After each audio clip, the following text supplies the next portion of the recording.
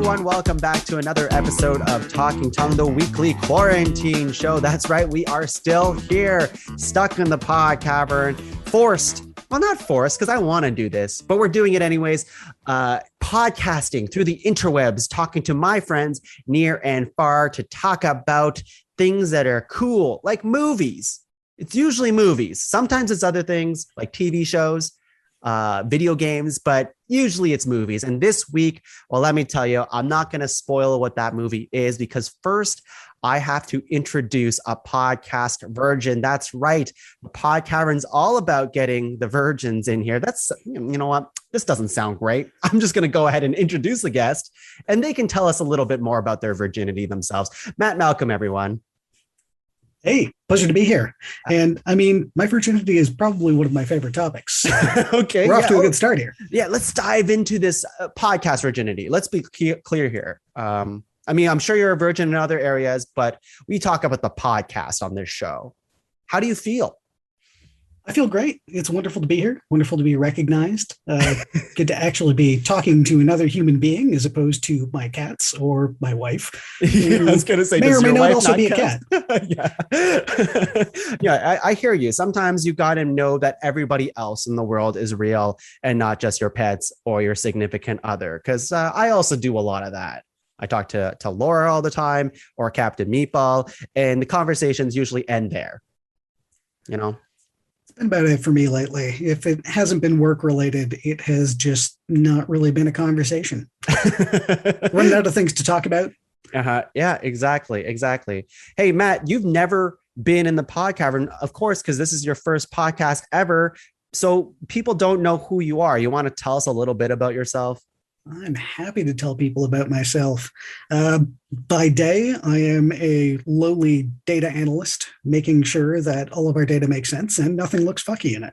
And by night, I am, practitioner of the dark arts, practice all of that voodoo, witchcraft, wizardry, what have you. I really want to talk about this because you've made a joke about, maybe it's not a joke. I want to hear more about the dark arts. What type of dark arts are you interested in here? Because there's so many. I mean, the majority of my dark arts revolve around more data analysis. So I just pull even more tables and spreadsheets and then go deep diving into them and see what analysis I can pull out of it. Are you one of those people who just make a spreadsheet for everything? Because my brother-in-law does that too. He tries to buy a TV, a spreadsheet's being made. Oh man, you should have seen the spreadsheet I had running when we were buying the truck. Oh, I knew what we would buy. I still made a spreadsheet for absolutely everything else. Okay. Is there graphs part of the spreadsheet too? What do you put in the spreadsheet beside the price? Well, what are you going to do with a spreadsheet other than turn it into graphs? I mean, that's what data is. You put it into a table and then you make it into something pretty to present it. Mm-hmm. And then everybody looks at your findings and knows that you're just going to pick whatever you want anyway. Yeah. Okay. Well, next time I need a spreadsheet, which is you know what? I don't live like that. And maybe I should. It sounds more efficient. I can say it is occasionally more efficient, usually far less. More time consuming than anything. Much more time consuming, but right. I love doing it. Fair. What else in the world besides spreadsheets make you happy? Because right now we're still in the pandemic. Things are kind of open. And I say kind of because we don't know if this Delta variant is going to shut things down again or however it affects our lives in its current state. But as it is right now, what keeps you happy? So for what keeps me happy, I'm lucky in that I'm an introverted weirdo. Mm-hmm. So the pandemic hasn't changed my life much. I've been playing way more Hitman 3 and Resident Evil than I thought possible, which has been great. None of it during work time, though. Oh, you have to say that. Just be clear. Yes, of course. Just being clear. And outside of that, getting out as far into nature as possible. I'm one of those weirdos who loves camping. So I don't know if that's a weird thing, though.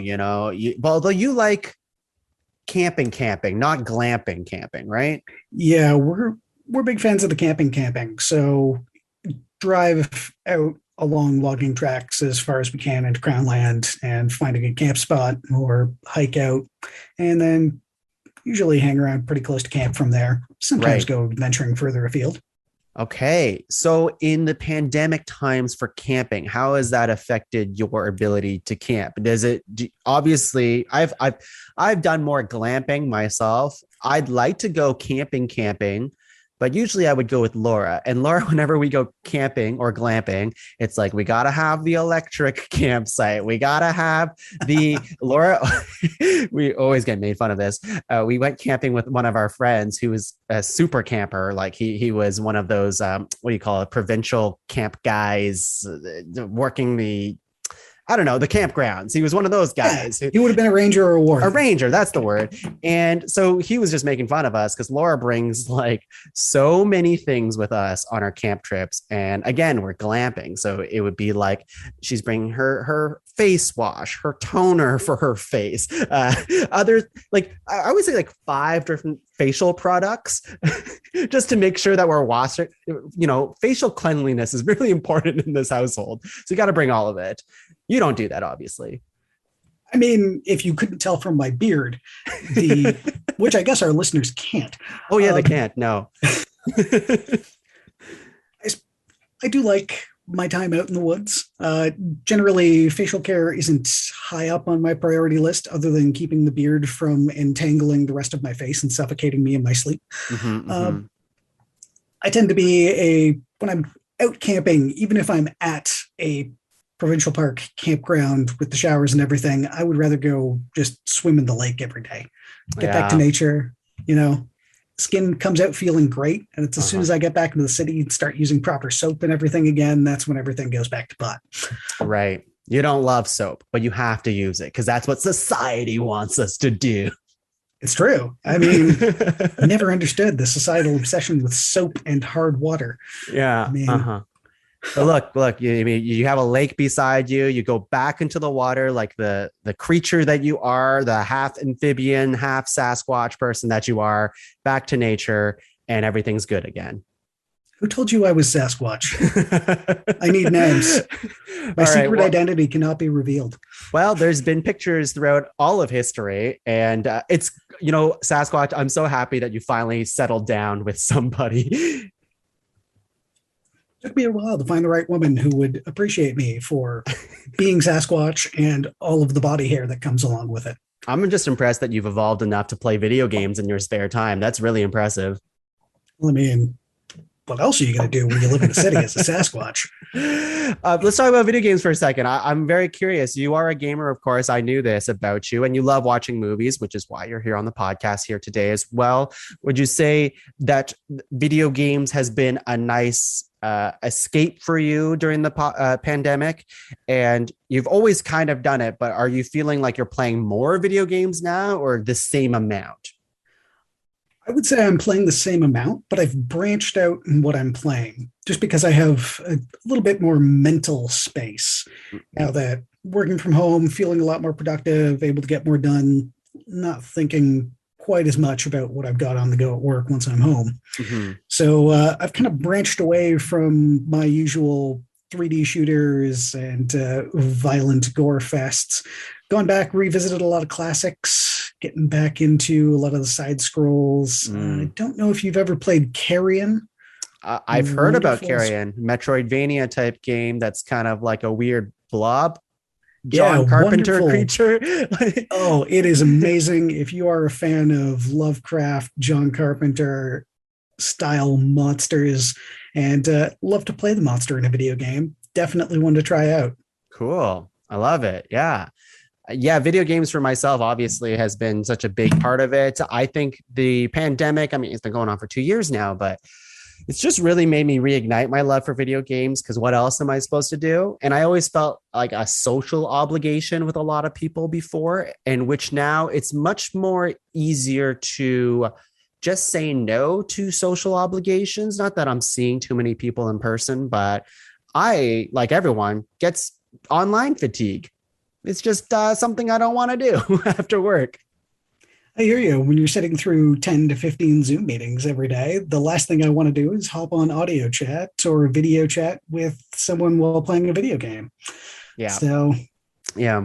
but I will play the crap out of a video game because I love it too. Hey, let's talk about some news of the week. How does that sound to you? Ooh, news. That could be dangerous, but I love it. Let's All do it. right. Well, Matt, we talk on this show pop culture news that IGN.com does for us. That's right. They sponsor us and they write the news just for us. And I don't care about what they write in the subject of the body of their article. I don't have time for that. So I just read the headlines for you and you're going to tell me how you feel. Sound good? Ooh, I am down for this. All right, here's the first headline. 2 gigantic new dinosaurs discovered in China. How do you feel? Oh, I feel great. Love dinosaurs. I am something of an amateur herpetologist and amateur paleontologist. On a lot of my outings, I will go fossil hunting. Cool. So this is right up my alley. And have you discovered any fossils that have been in museums yet? Nothing that's been in museums, although my most exciting fossil find happened when I was about 10 years old, and I found a trilobite. That's cool. Did you keep it? Yes, it's in my bathroom. It's great. Are you allowed to keep those? Right? You're allowed to keep those. Technically not, but okay. I've got it. Well, it's all on the internet now, but good luck finding Matt. He practices the dark arts. He'll get you. Let's go into the next headline here where Batman, Danny DeVito is writing a Penguin comic to celebrate the villain's 80th anniversary. Not sure if I've read anything comic book wise by Danny DeVito before. That could be interesting. Yeah, I was going to say, what would it be? Is it just like, well, obviously he played the Penguin back in the day, but now he's done so many roles since. So I want a little bit of like It's Always Sunny in Philadelphia thrown into his character in the Penguin. Ooh, I could see that being really interesting. Although, after all of the wonderful, heartwarming good news stories that have come out about Danny DeVito lately, I have a hard time picturing him as a villain once again. Yeah, I'm sure he could do it. He could do it. He's got range. He's got range. Is he an Academy Award winning actor? I mean, like he's been around for so long. I just assume that he's just a really nice guy in real life and must have like award accolades up the wazoo, right? I'm sure he does. If he hasn't won an Academy Award yet, I seriously question the Academy. Yeah, Academy, if you're listening, which I know you are, because Talking Tongue is an Academy Award winning show, then make Danny DeVito an Oscar winner, please. Please, please, please. Next story is, okay, this is somewhat, not really, but I was going to say somewhat related to the news or the movie of the week, but only by the person who played the character. Green Lantern's director has a lot of regrets. Surprise, surprise. Now, did you ever watch Green Lantern? Oh, unfortunately, yes. Yeah. And the only redeeming thing was Ryan Reynolds. Did you, and Blake Lively? No, I honestly, so this movie played all the time. When I worked at a Superstore, I worked in the electronics section. So we always had to play the same movies over and over and over again. And I saw Green Lantern unofficially, probably like 30 times. I must have, but like, ooh. I never, when it's playing in an electronics store, you're never watching all of it, right? Like you're kind of watching it a little bit, help a customer, come back, watch a little bit. So like I'm watching it in bits and pieces and I'm like, whoa, this looks really bad. Everything about this is really bad. Someone with a partner who absolutely loves terrible films, I would expect to have watched it more often than I have, which has been twice. Okay. It's not the right kind of terrible, you know? It's just, it doesn't hit that. Yeah. You want it to be fun terrible, and I think it almost is. I wonder if I go back to it if it'd be fun terrible. But I think about the Fantastic Four, the one with what's his face, Miles Teller, and like Michael B. Jordan, for example. And that movie's like bad, like not even fun bad. I would put that in the category of unwatchable. yes, yeah, exactly. But Green Lantern, I feel like might have reached a point where it can be watchable in the sense that you're making fun of it as it's going. I'm not sure. You'd have to tell me. I mean, I think going back, I could probably watch it and eviscerate it once again. It would be great sitting with like a group of friends on a couch once we can do that again and just kind of, ripping it apart, possibly with some wonderful mind altering substances in the mix. Sure. Yeah. I think cool. we'll have to test that hypothesis. Okay. All right. I actually, that would be kind of fun. That would be kind of fun. And they make those really dated graphics at the time even better, I think. I mean, dated CGI is always fun to eviscerate. It is kind of fun to see because that's kind of what Green Lantern is, right? Like that's his power. He has the power to make CG things come out of his ring. Now I want to see a bad CGI from what, like 2010, maybe earlier? I don't even remember. Was that 2010? I don't know. In that realm. Okay, here's a news story for you. If you have ever seen Field of Dreams, have you seen Field of Dreams? I have not. It is on my list of movies that everyone tells me I should watch, but I have never watched it. It's, I haven't gone back to it in a very long time. I don't even remember the movie beat by beat anymore or anything like that. But I'm not even sure, as someone who doesn't really know too much about Field of Dreams, if it needs to be turned into a TV series. But Peacock thinks so. It's an interesting choice. Mm-hmm. And from what I know of Field of Dreams, it is quite a small contained story. I'm not sure how you're going to stretch that out over a television series, unless maybe it's a mini series. Mm-hmm. Even then, though, I think it's going to turn out like Peter Jackson's Hobbit. Oh, I'm not sure. For some reason, over the last couple of years, I've started gut reactioning defending The Hobbit, even though I didn't like it that much when it came out. The first one I found was okay. The second one I found was better. And the third one, I completely forget it. And, of course, I know that The Hobbit is one small book and that it shouldn't have been 3 movies stretched out unnecessarily. I even saw the other day the 1979 like animated musical, The Hobbit movie. And that is frightening. If you want to see something weird, maybe a little bit on something crazy, if you want, whatever, mind melding kind of thing, you got to watch that version of The Hobbit because it's nuts. Oh, I have seen it. It is in my regular rotation. Is it really? It is frightening. That animation is whoa. I mean, anytime you get into rotoscoping animation from the 70s, you're in for a trip. Okay. All right. Well, you know what I'm talking about then. But yeah, The Hobbit, for some reason, I'm like, people are like, make fun of it. I'm like, you know what? It wasn't that bad. And I don't know why I'm doing this. I think I just want to be devil's advocate because I was on their side for so long. And I'm like, I want to see what it's like on this side of the equation. For The Hobbit, there are those moments of genius and brilliance in it where you can really see the actors pouring their all. Yeah. And that really shines through in the first 2 films. I think if they had left it at 2 or condensed it down to 2, it would have been better received. Yeah. I also think that, and this is not new, but my opinion of Lord of the Rings and why it works is that it follows the books pretty well, and it's a very it's better than the books in my opinion. People can fight me all day on that. I think it's just better. But the costume designs in Lord of the Rings and the practical effects in Lord of the Rings was just so good. And when The Hobbit came out, they're like, hey, all those things you like, take it out. It's CG now. It really did. It suffered from the same problems as Jurassic World. You're right. The practical don't get me effects started on Jurassic World. The first one was okay, but the second one, oh my God, that's a bad movie. It is terrible. I'm sorry to have brought it back into your memory. I would, just for a second, I would say it's such a bad movie that it's also on the unwatchable category, and that it's so fucking long for no reason.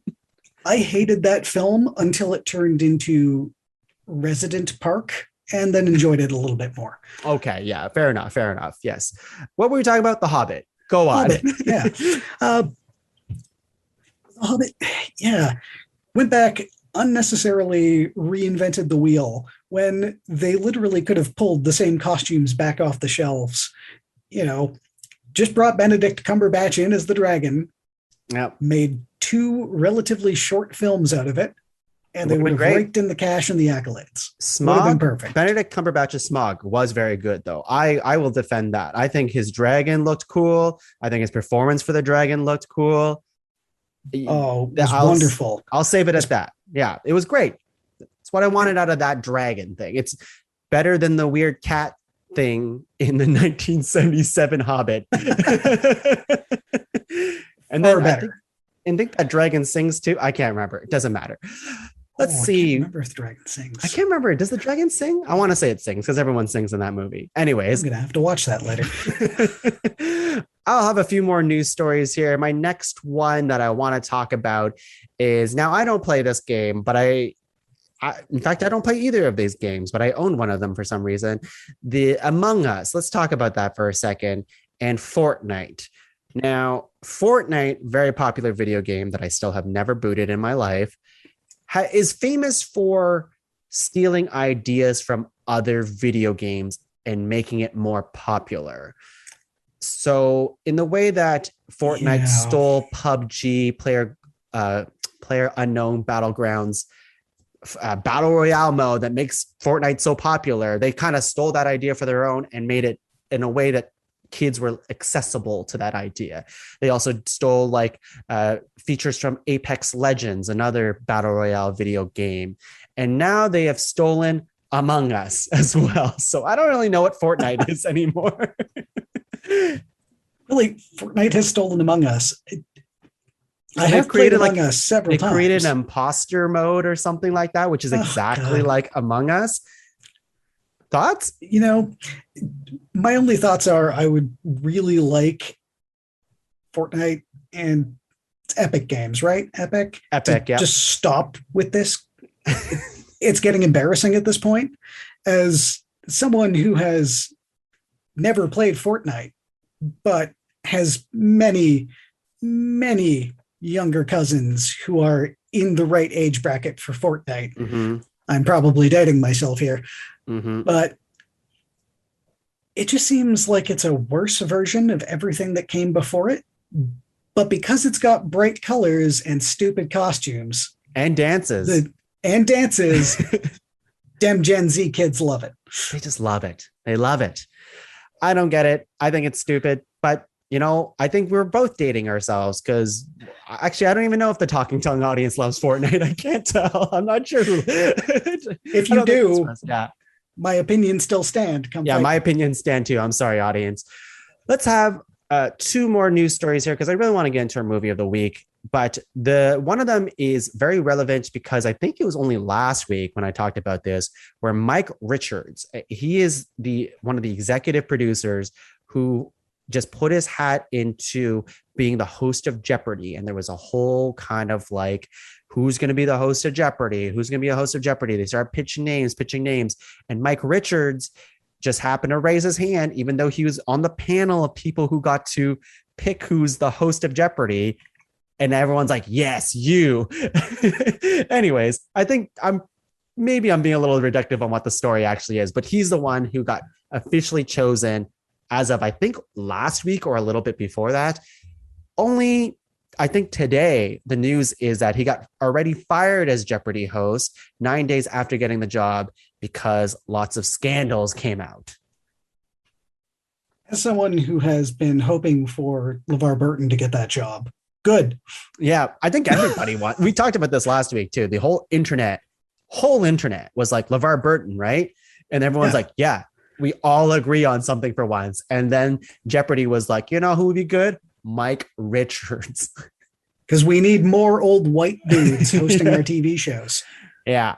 So LeVar Burton, maybe. My fingers are crossed. I mean, Alex Trebek has some mighty big shoes to fill, and LeVar Burton will overflow them. I think he'd be good. I don't like LeVar Burton. I'm only recognizing him from his some time that I've seen from Reading Rainbow and a few other things, but I'm not a huge LeVar Burton kind of expert or anything like that. But anytime I've seen him on the internet or video clips of him, I'm like, this guy seems like a really nice guy, and we need more of those guys in the world. We do. As someone who grew up watching Reading Rainbow and then later in the evening watching Star Trek The Next Generation, Yep. LeVar Burton all the way. Okay. All right. I'm glad we're in agreement. Hopefully by next week, we can confirm that for sure. But my last news story for you here today is one that I'm pretty sure that you'd be into. So let's see what your reaction is. Elon Musk says Tesla will release humanoid robots next year. Oh, that is a wonderful publicity stunt from the internet's ultimate stock manipulator and troll. And thoughts? I mean, I, for one, would love to see the robot apocalypse upon us. As someone who is an avid camper and borderline weirdo prepper, I just think it would be a wonderful cap that, 2020, 2021, we have pandemic. 2022, robot apocalypse. Bring on the Terminators. Right. What type of, okay, so you're thinking Terminators. That's the ones you're going for here? I mean, egomaniacal capitalist. I can't really see him going any other direction than, robot army to try and solidify his power grasp on the world. Right. What do these robots look like to you in your mind?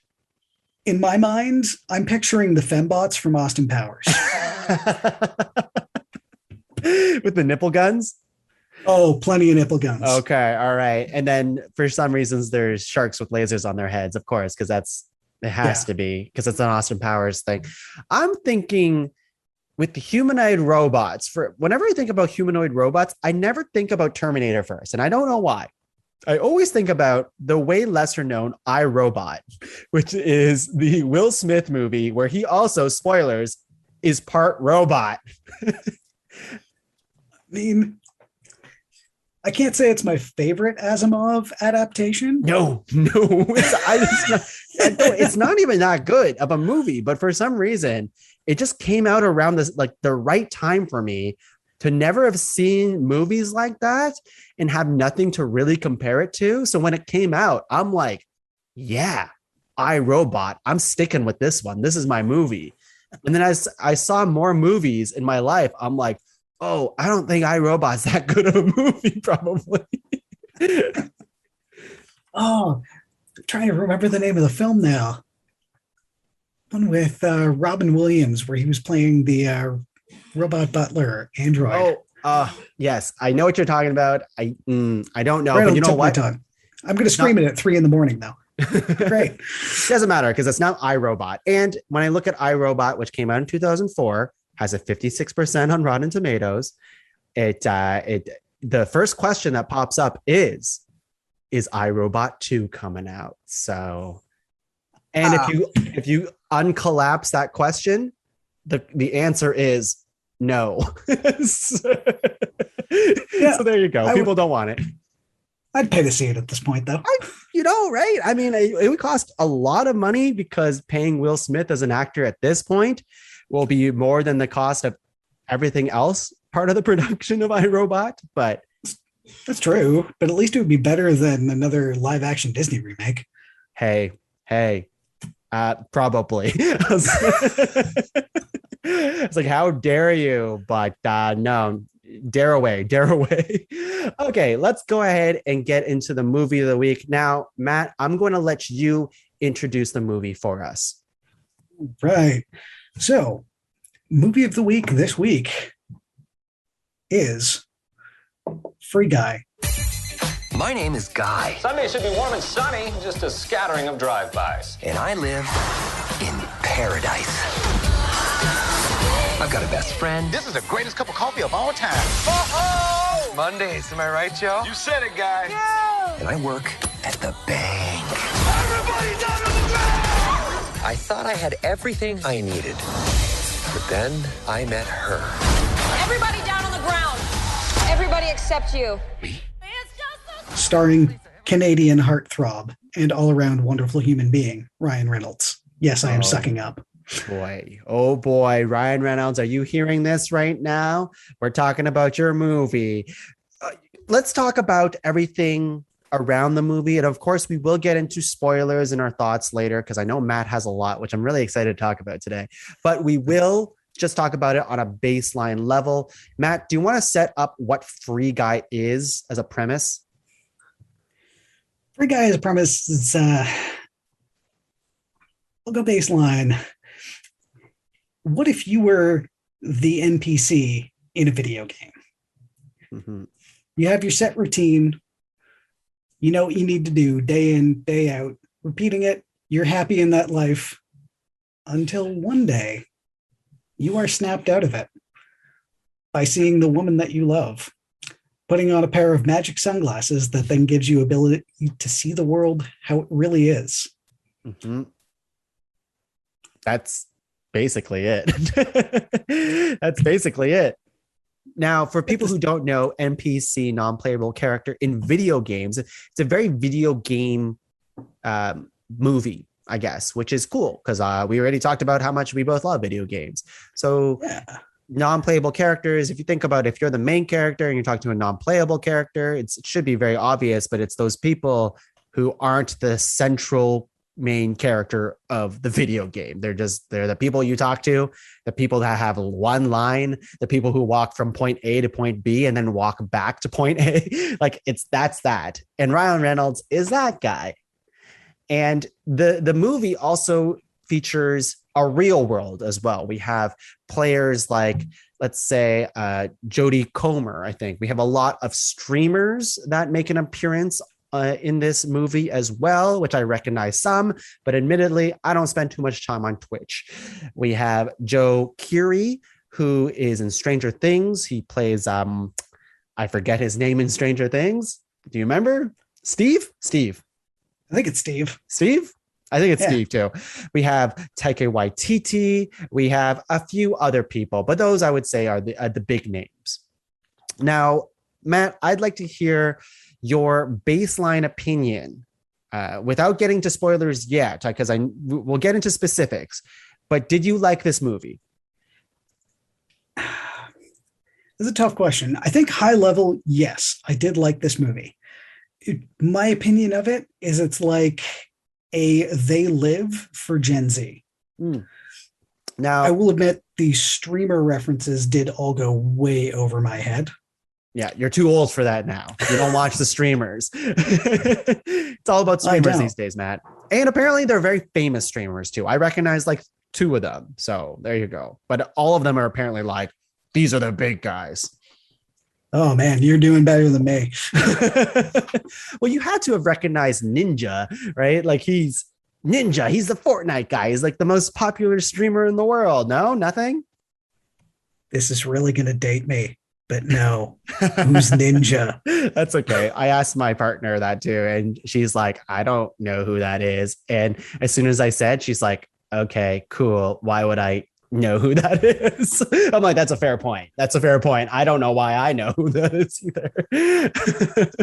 either. But yeah, so this is Ryan Reynolds' newest movie. And Ryan Reynolds, I think, now has a reputation of playing a very silly type of character. He's playing characters that are more himself. There's kind of a lot of Deadpool in him, but Deadpool's kind of just Ryan Reynolds anyways, just on crack, I would say. But Free Guy, the character Guy, blue shirt guy, is kind of just Ryan Reynolds again. And there, some people might have different thresholds if Ryan Reynolds' humor is for them or not. And for me, it still works. I think this movie still works for that. I agree. I definitely think the Ryan Reynolds humor works really well, especially because it's being juxtaposed against your standard non-player character who is generally pretty faceless and forgettable. You're not going to forget Ryan Reynolds. Yeah, I agree. And this movie has also, what I like about it is that it kind of came out of nowhere for me. It was a movie that I wasn't even that interested in seeing. I kind of wanted to see it, but it was one of those movies that I was going to wait for it to come to like streaming, for example, to actually watch it. So when we agreed to watch this and then I saw it, I was like, you know what? I was glad I saw it on the big screen because this movie is big budget. There's a lot of like CG explosions, stuff going on, and the sound is really big as well. So it is a big movie. So seeing it on the big screen actually helped it a lot, I think.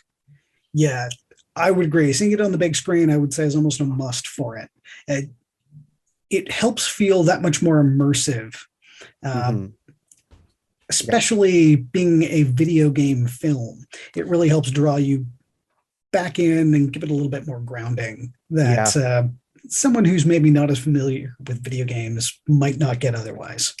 Yeah, the video game references that they do throw at you are they don't give you anything too specific, I guess, with it. It doesn't try to replicate one video game in the game that they're playing, I guess. It's very generalized. You kind of get the idea of what it's trying to go for. Like, it's not just a Grand Theft Auto. It's very like, or any specific game. It's just like, okay, you're in this big city. There's explosions. People fight. There's heroes. You get to change weapons. There's sunglasses. That's it. Violence, explosions galore. Picking up power-ups if you're one of the heroes. It's all there. It's all there. Okay, so in terms of and we will get there, in terms of the success of this movie, so it did come out of nowhere, quote unquote, but Ryan Reynolds was pushing this movie for years, apparently. And I will say right off the top that this movie did very well at the box office. And that's kind of cool because in my mind, even though this movie has Ryan Reynolds, it has a lot of like big actors and cameos, which we'll get into later as well. It was an original idea is what I'm trying to say. And I thought it was cool that like when I saw this, because I wasn't really keeping my eye on this movie, that I'm like, sweet, a cool new idea that actually executed on that well. Thank you. And then I'll move on. But Disney was like, hey, listen, that movie, we can make even more money off of it. So they've already approved a sequel. Really? Yeah. Which, and I'm jumping ahead, but after you see the end of this movie, it really doesn't need a sequel. I would agree. I think a sequel will only detract from all of the things that I loved about this film.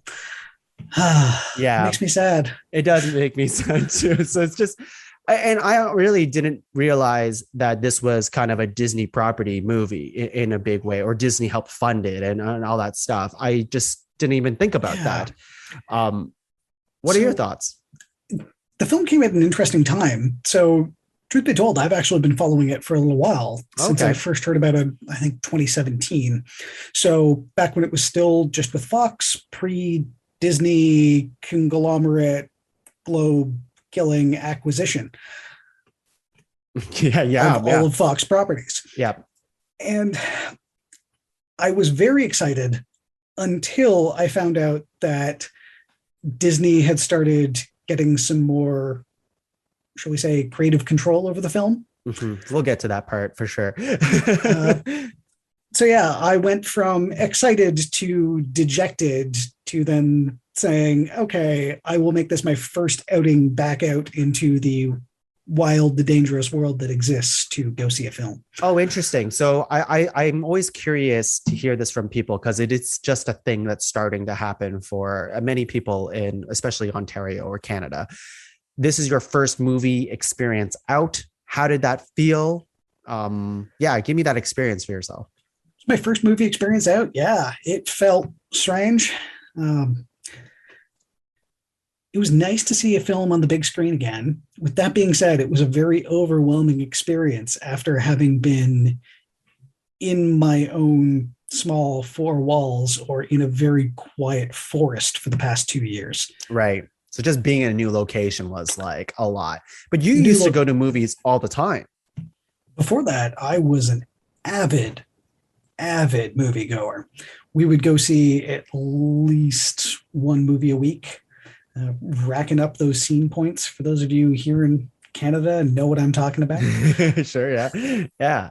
And you would go to like the local theater in KW, like Apollo, or Princess or what, mostly Apollo, I think, for you guys. We were mostly going to the Apollo or going to VIP at the massive Cineplex. It was one extreme or the other, either indie house or as corporate as you could get. And you overall, was it like nice to return? You know what? Overall, I would say I'd rather go back to the Apollo and keep that kind of smaller experience than go to a big chain theater again. Right. So you're still in the camp of like the movie has to be something you really, really, really want to see for you to have to go to the big theater. Has to be something I really want to see to go to that big theater.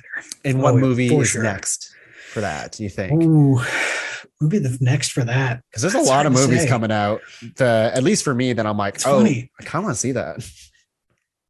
There's nothing coming out right now that I'm actually that excited for coming to the big screen. Everything is small screen that I'm super interested in right now. Interesting. I would say for myself, well, I'm a big Marvel guy and I want to see Shang-Chi obviously on the big screen. I think that's going to be such a huge event for just Asian superheroes. And I'm a big Marvel guy anyways, so I'm just super excited for it on many, many levels. But before that, Candyman. Candyman looks great. Oh, I forgot about Candyman. Yeah. I mean, that'll be an interesting remake to see. Being a fan of was it 4 films out starting early 80s, going through the 90s? Was there 4 of those? 4 Candyman films? I'm pretty sure there were 4. Fact check me. Yeah, someone fact check. Candyman 2, Willy Wonka's Revenge, Candyman 3, A Kid in a Candy Store, Candyman 4, Ever. This last one. That's all I got. That's my Candyman sequels. But let's get away from Candyman because, of course, I'm excited for it. And you did a big thing, which is get out into the world and see movies again. And did you find overall that the movie theater popcorn, did you get popcorn? Did you do all that stuff? Did not get popcorn. I am a bit of a germaphobe, so I wanted to keep my mask on as much as possible. Yeah. So no popcorn, sitting in a very comfortable seat, but with a mask on. Didn't have the same kind of, throng of people around you. It really wasn't the same experience for me. Yeah. This is the 3rd time now that I've been at the movie theaters since things started opening up again. And I've been saying in multiple Talking Tongue episodes that I would wait longer for things to open up again before I go to the movies. And here I am already seeing 3. and I was also a person who's like, I'm going to keep my mask on all the time. I am double vax for people who don't know at home. But the thing was, I do have an uncomfortability wearing it for long periods of time. It's distracting because that's all I'm thinking about. Is it around my head instead of focusing on the movie? And I was eating popcorn the entire time. I was drinking my pop, and the distance between the seats, which I've said in a few episodes now of Talking Tongue, that I just really like the amount of space between me and other people in the theater now. I'm just like, sweet. No one's behind me. No one's in front of me. No one's to my side. It's great. But you're right. You do miss some of that energy that you get when people are beside you. Yeah, I've always felt going to the theater to be a collective experience, and it just didn't feel like that same kind of collective experience. Yeah. I mean, watching a film in a theater with that kind of sound, that depth of sound, and that massive field of view is wonderful. But it's just not the same without the big throng of people. And this is coming from an extreme introvert here. Right. It depends though, because like I used to complain all the time on early episodes of this show that anytime I would go to the theater, I went on like a 10 movie run where someone at the movie theater pisses me right off.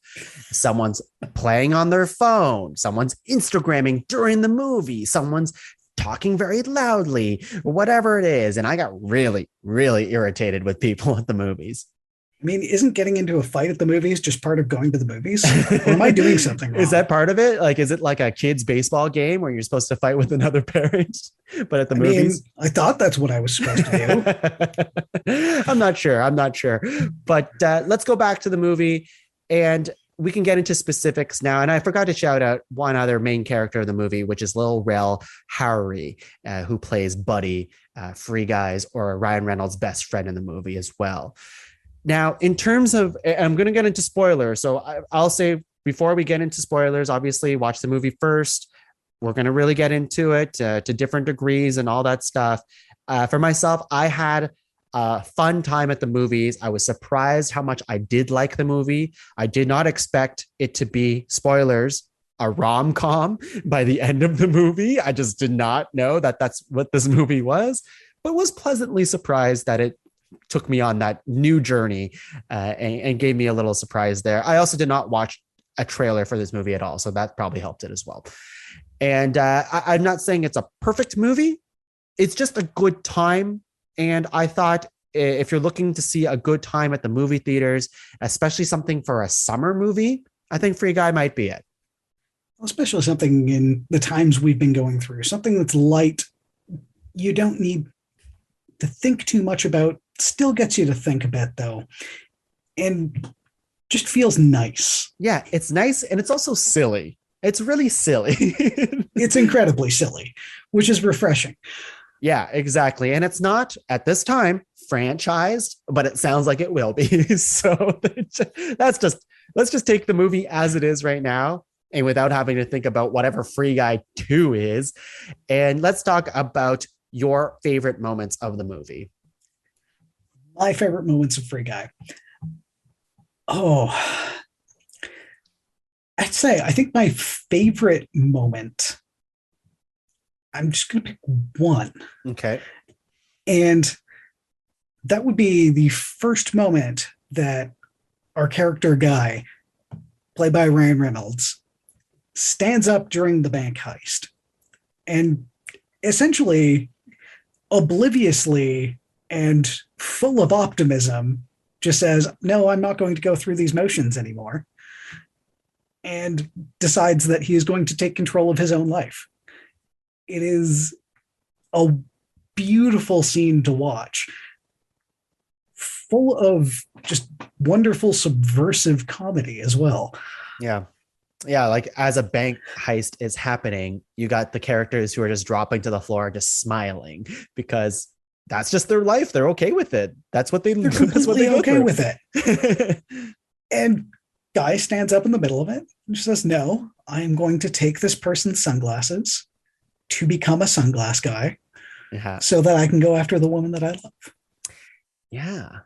I think this whole idea of a love story in this movie, it takes up quite a bit of it because there's a few layers of love story in it, because we have Ryan Reynolds, who's just an AI character. That doesn't change. And later we find out he is a very sophisticated AI who is ever growing like everybody else in this movie, or all the other AIs. There's a piece of growing tech that makes them feel more human. But there's also the backdrop of this is there's also coders and people who are working on the game on the outside, right? Yeah. I found the real world to be a little close to home in places, being someone who is a tech bro and works in that tech world. Mm-hmm. But definitely wonderful to see called out. It's true, because they also had like the very tech bro kind of office as well. Coming from an office that looked surprisingly like that, where you have zero privacy and it is a dystopian hellscape. But also there's all of that. It's very open concept, and like, yes, you could just throw nothing and you'd hit somebody or you hit your colleague, but also there's that open kitchen where everyone can just go in and like get whatever snacks they want before they go back to their desk. I remember the snack wall at work very, very well back when I was there, and it was completely open and all glassed in, so everyone can see what horrible, unhealthy snack choices you are making. Oh man, your wife and I, we were always the first into the office in the morning, and we were always the first ones who would have first dibs on the snack wall, or when we used to get snacks all the time. And I remember the snack person coming in, we got to intercept them, and I got first dibs on all of the snacks. And I just took so many. And if people were watching me, they just fucking say, hey, save some for us. It got to the point where I just didn't care if I was the only one grabbing all of the sour keys anymore. Yeah. Oh, yeah. Because those things go fast. You go for the sour keys right away. All the candy. You go for it. The avocados, I also went for right away too, because you need to grab an avocado so you can eat in like 3 days. Exactly. Yeah. Grab the avocado, keep it at your desk, wait until it ripens. If anyone questions you on it, you just tell them to go get their own avocado. And they're like, but you took all the avocados. And you're like, well, come in early for work. No, that's why you keep them in a drawer. Oh, very smart. Very, very good. Yeah, the outside world of a Free Guy was interesting. And I thought, like, I think the parts in this movie that dragged, there was a couple parts where I'm just like, okay, let's get some stuff moving. Because there's stuff when they go back to the real world that I'm like, they might have been able to this movie's not very long. It's like, I think it's just under 2 hours. So I'm glad it wasn't like a 2.5 hour thing, because I feel like all big movies now are 2.5 hours. But I did feel like there was parts of this movie that they probably could have just moved at a faster clip. I think, yeah, I agree with you there. I feel like a lot of the outside world stuff could have been summed up better with more dialogue between characters in the same place. Right. Found a lot of the screen while being really reflective of the world we're currently living in. A little bit distracting and a little bit tedious on the big screen.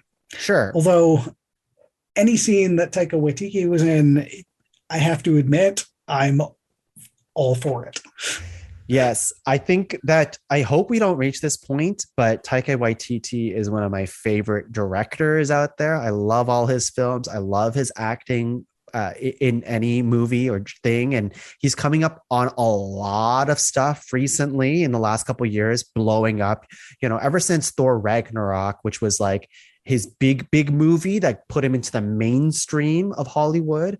All of his movies before were excellent movies, but I would say Thor Ragnarok was what put him into like Disney, what put him into like Star Wars. Yes. All of these things, right? And then Jojo Rabbit comes out and he's an Academy Award winner now, right? So he's kind of everywhere now. Are we going to get tired of Taika? I hope not. No, I don't know that I could, especially with his range and his wonderful weirdness. I'm really hoping that he just turns into, another Jeff Goldblum. Oh, good reference constantly point. Evolving levels of weird. Yeah, I agree. And yes, I would say he's kind of the villain in this movie, right? He's not kind of, he is the villain in this movie. He is the villain. And he's fun. It's fun. I'd like to see, I guess he was a villain and he's kind of an asshole in a lot of parts that he plays, actually, now that I think about it. And he plays it really well. He does.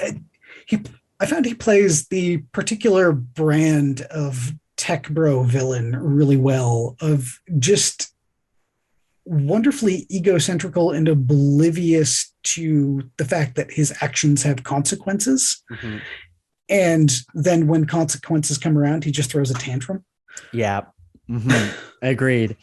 Now I'm going to tell you my favorite part of the movie, which I just adored. It was just my favorite. There's a lot of cameos in this movie, and I'm going to name a couple right here.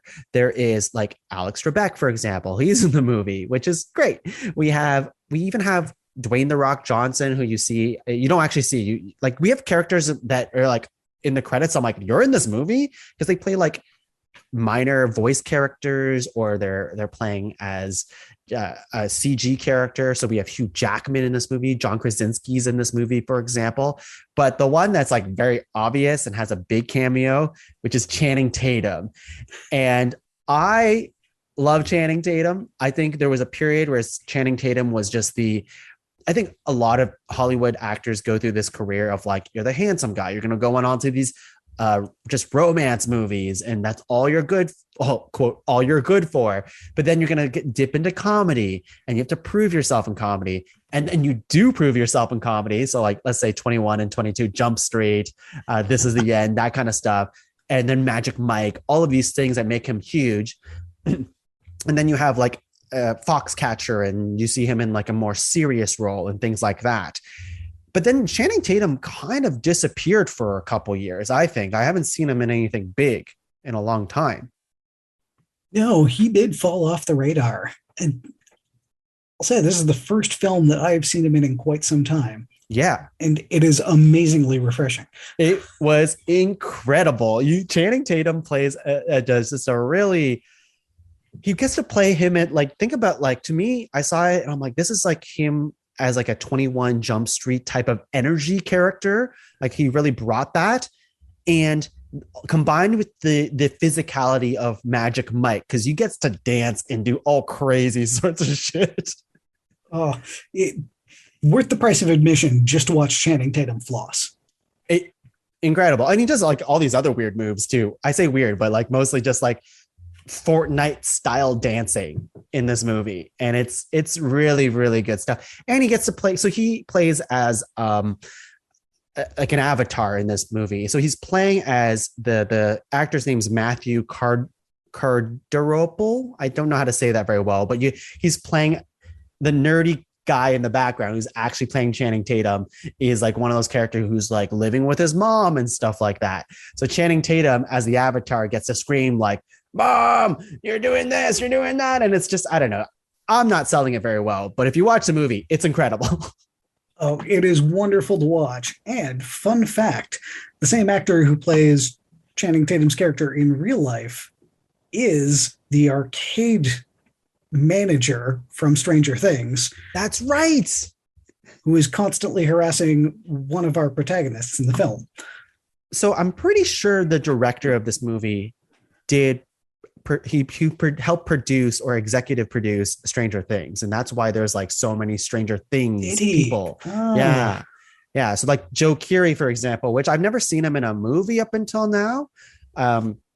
Like, he's obviously very famous in Stranger Things, but I would say his role in this was it was good. It wasn't like outstanding, but he played the role. He played it well. It's a role that's easy to fade into the background, but I did enjoy him in it. Yeah, it's a lot of just like, I don't know. He has moments where he sticks it to the man. Also, in the beginning of the movie, where he's just under the man's thumb, and a lot of scenes where he's just not hacking, but he's just typing stuff on his computer and looking really intensely in the screen. And other parts where I'm like, wait, you're typing on the computer to do some weird code hack thing, but the security guards that are escorting you out of the building did not notice you doing this. I mean, I'm just hoping that he had enough macros set up that they wouldn't have noticed. Yeah, I mean, he is a great game designer, as we know in the film. Yeah, what else did you think about this film? I mean, for my actual thoughts on it, I would have to say I loved the 90% that seemed to be done under the watch of Ryan Reynolds and Fox. Yep. The 10% that you can see Disney's stamp on detracted quite a bit for me from the movie and made me slightly angry. Yeah. So here's the part that I know what you're talking about, and I think it's worth bringing up because I was really excited to talk to you about this part of the movie, which I think would describe as like probably the climax of the film, right? Yeah, definitely the climax of the film. And there is a moment that I can only describe as blatant, shameless product placement for a global evil megacorp. Right. So what Matt is talking about here, and for those of you who've seen it already, then you probably know what we're building towards. But later in the movie, Taika Waititi releases a really fun AI character called Dude, which is just Ryan Reynolds, but like the stupidest version of Ryan Reynolds, who's incomplete. And I think that character is a fun thing. Would you agree with that part? I am all here for himbo Ryan Reynolds. Like, give me all of it. So we have this part of the movie where Ryan Reynolds' blue shirt guy, who becomes famous in the game at this point of the movie, and he has to battle it out with a more jacked up, handsome version of himself.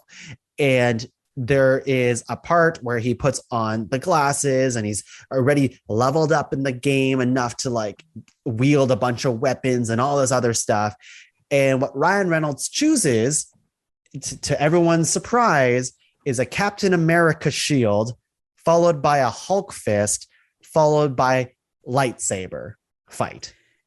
It was really just the one, two, three punch of Disney saying, "Hey, here's all the properties we own that we want that we want to remind you of. Go out and consume." Which just felt at odds with the rest of the film and a lot of the like anti-capitalist messaging in it. Yeah, actually, that's right, because that's kind of the whole point of the main characters, the female main characters, Jodie Comer's character, where she wants to bring down Taika Waititi for all of the wrong he's done, which is basically he stole their game code and he's made a lot of money off of it. And she's trying to fight back, get back her own game code, doesn't care about the money, just wants her property back. Yeah, she just wants to create a world where everyone can create and be happy and grow and be free. And meanwhile, we're getting this messaging from the Disney side of like, hey, here's all the other properties we want to remind you of. Yeah. So I will admit, when the thing happened, because I already mentioned, I'm a big Marvel guy, I have a podcast, Disney Dummies, for example. We celebrate Disney animated movies, and I talk about Marvel stuff all the time, and even Star Wars here and there too. So when I saw The Shield, I was pretty pumped because we get a Chris Evans cameo for 2 seconds. And I'm a big Chris Evans guy, really handsome dude. Can't grow bad facial hair, in my opinion. It's true. It's true. It's great. He says one line, he says shit, and that's it. I'm like, wow, great part of the movie. But he does that, and then you see the Hulk punch, and then you see Ryan Reynolds wielding a lightsaber, which is kind of cool on its own. But after that moment, like a few minutes after that moment, and after my initial excitement died down, I was like, wait a second, this is not right. We shouldn't have this in this movie. No. And I mean, I think if they had kept it to one of those three things, it would have been fine. Like earlier in the film, there is a scene where Guy is rescuing a little girl on the street who is dressed up to look almost exactly like Anna from Frozen. And that's a great Easter egg. Oh, that's something you would. Yeah, that's true. Yes, I forgot most about people that. may not notice, but if you notice it, it's a great nod to you, great nod to your fandom, and it's subtle. Whereas at the end of the film, all three things, one after another, are just right in your face. They're very obvious. Like it is the Captain America shield. Like whatever replica thing, like that is the prop that they used. Undoubtedly, that is the prop they use. The interesting thing is, you can almost tell that it was an afterthought added to the film. Right. You can really tell what was shot and written pre-Disney acquisition, during Disney acquisition, and post-Disney acquisition. Because somebody said, hey, you know what everyone loves? These things. You got to put these things into the movie, which at the same time makes no real sense because it's a video game movie. So the things that they should have sold are other video game things. Like, I don't know. Let's use Resident Evil. Let's use that for example. Like give us a video game property that's very popular and put it into the video game.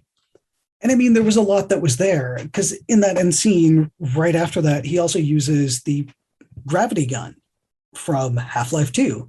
He's using that's true. The portal gun from Portal. There's a couple of scenes where you can see a Scorpion tank in the background. There's also shots of, various people holding various guns that are from anime properties. Appleseed comes to mind immediately as one of the ones that I noticed in there. But the ones that are like stand out the most, obviously, are the things that we see. Yeah, alarmingly a lot in a year. Well, it's interesting that those things were made front and center, where most of the other references are background. They don't make your eye linger on it.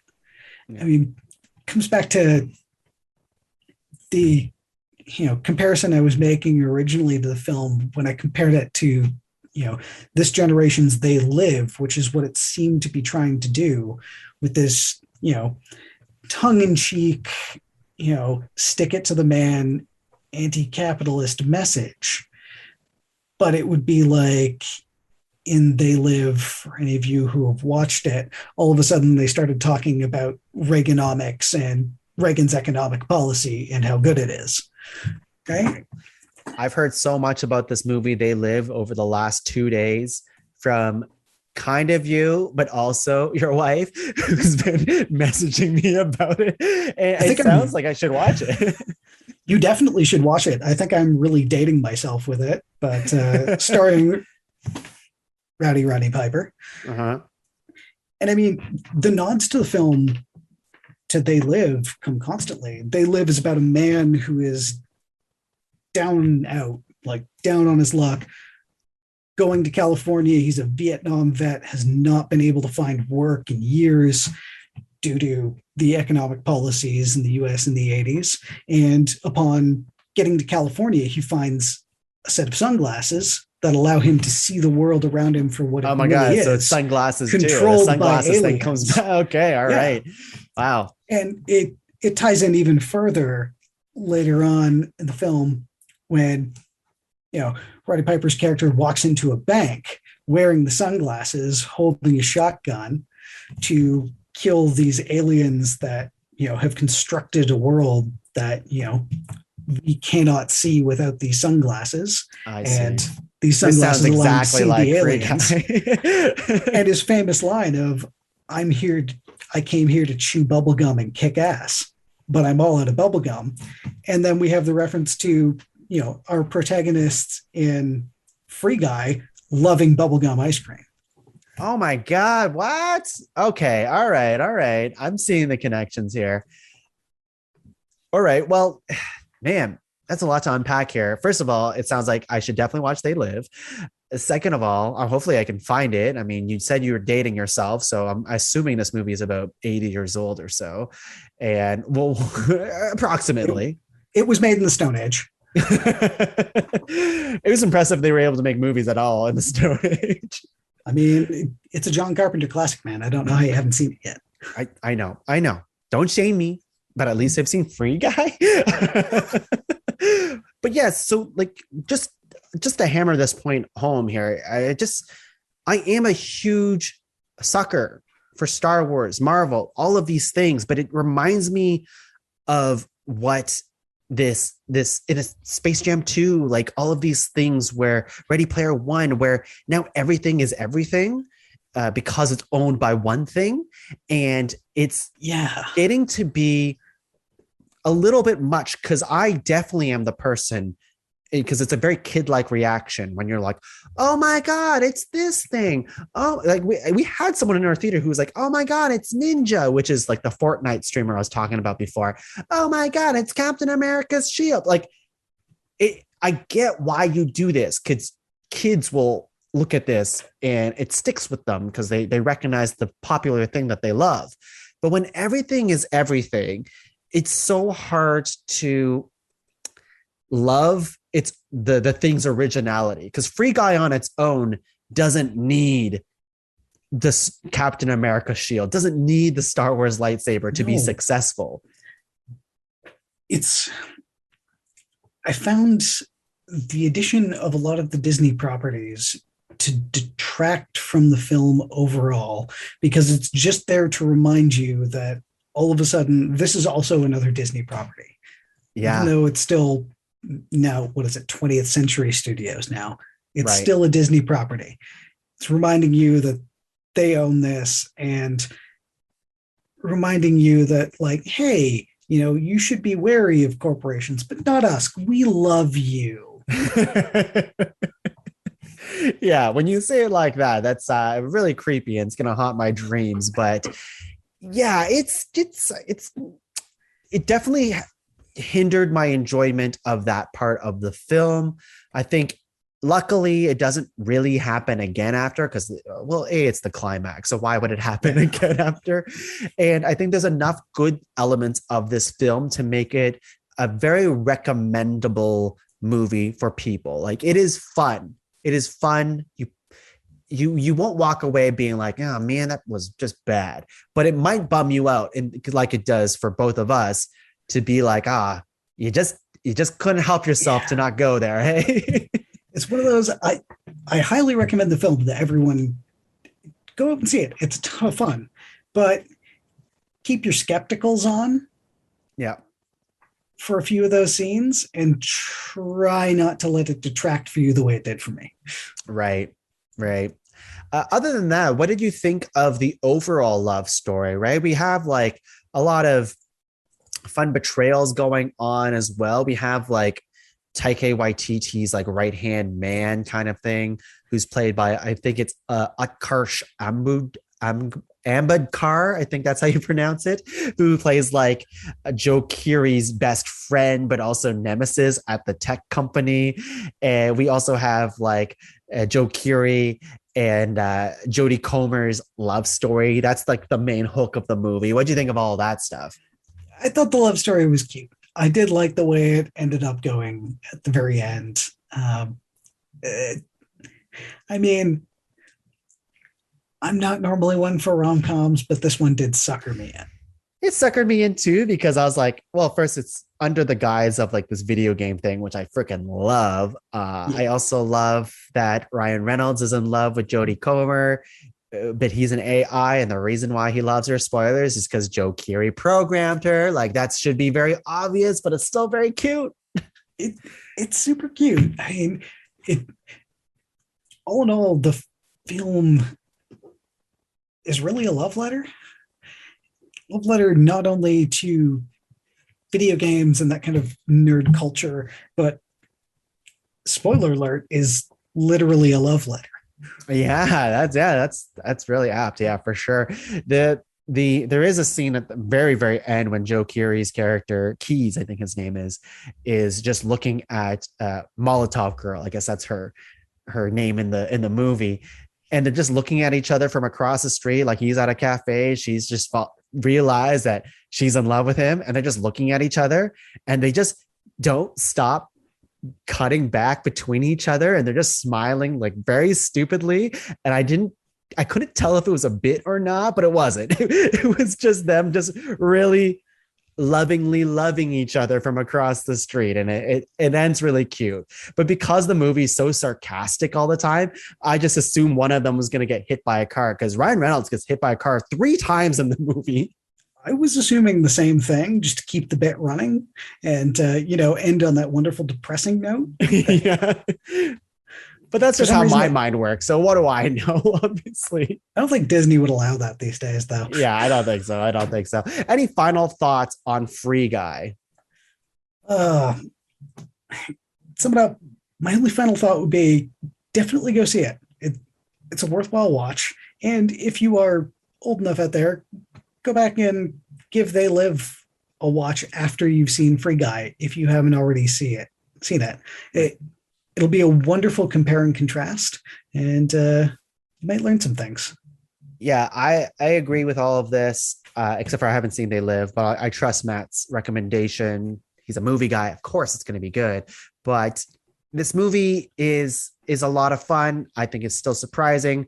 The streamer stuff, still good. Even as someone who thinks he's tapped into like, I'm still cool.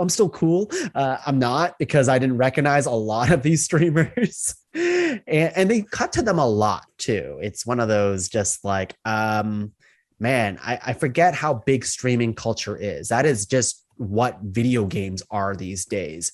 And the fact that I have like actively have been reluctant to that side of culture is definitely starting to age me a lot.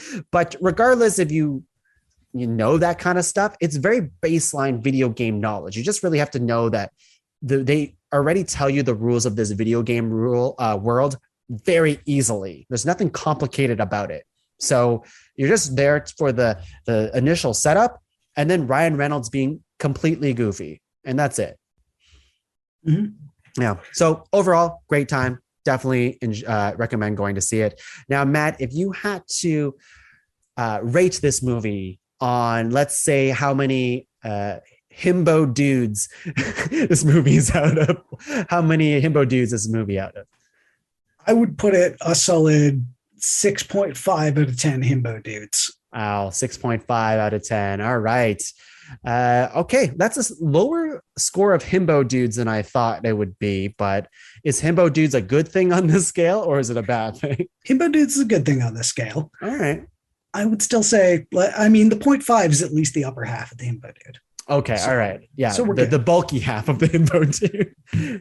The pecs. All right. Well, thank you so much for joining me here today, Matt. It's been lovely talking to you. Now, do you have any plugs for the people at home?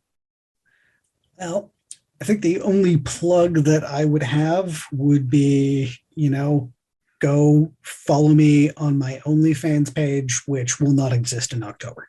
Oh, geez. I mean, it'll still exist. You just can't post what you actually want to. It's true. So I guess come to the page to see me smiling meekly. Okay. And if you had to give another recommendation of a movie, any movie that you just love to recommend, but you need to put it out in the world that's not They Live, what would it be? Oh, that is a very good question. I think plug for another movie people should go and watch.